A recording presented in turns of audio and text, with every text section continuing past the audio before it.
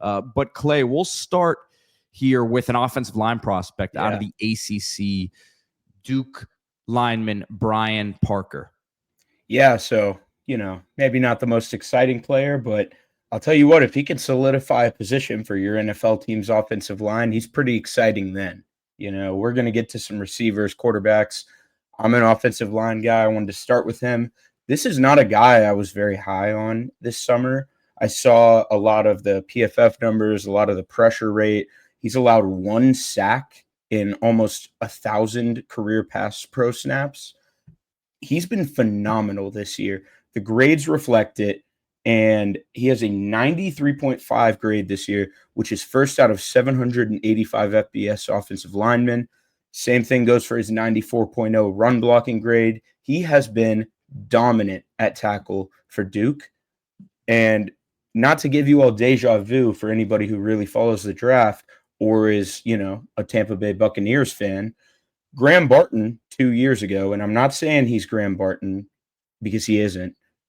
Graham Barton went in the first round as a center after being a 2 to 3 year starter, I believe, at Duke at left tackle. So I kind of see the same thing here with Brian Parker. He just seems so intelligent. I know that's probably cliche for a Duke offensive lineman, but he really does. I feel like he handles stunts he has a cerebral feeling, and he seems to always know what's going on every single play.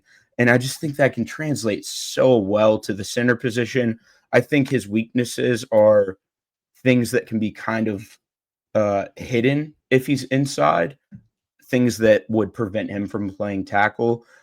And I think that's what separates him from Graham Barton. Barton had to play tackle for a few weeks to start the year for Tampa Bay.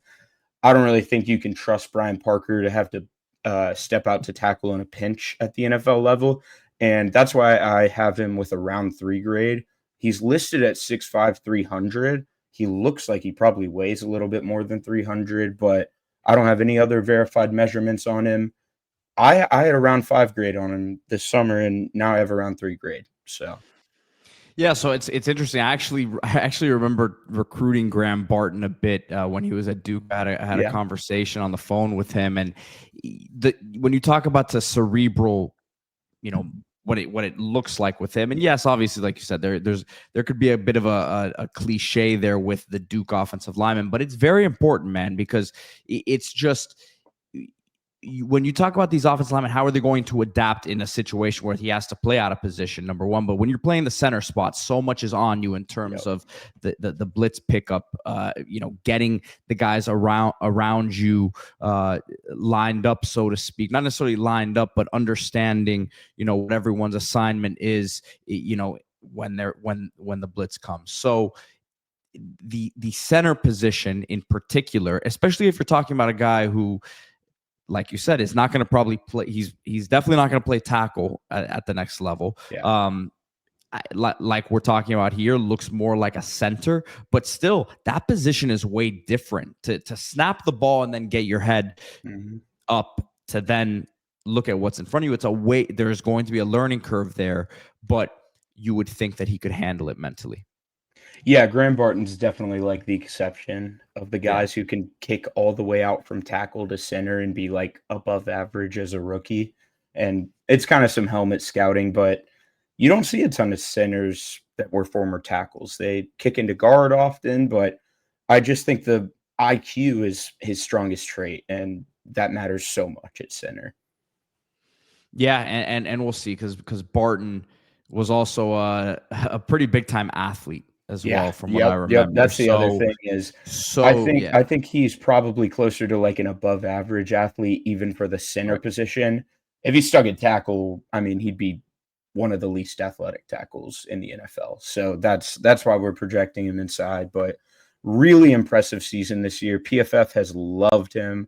I'm curious to see how he finishes out the year. Let me tell you, man, Duke, that's going to be an interesting team to look back on when this season's over, because definitely they got punched in the mouth there against Illinois, Tulane.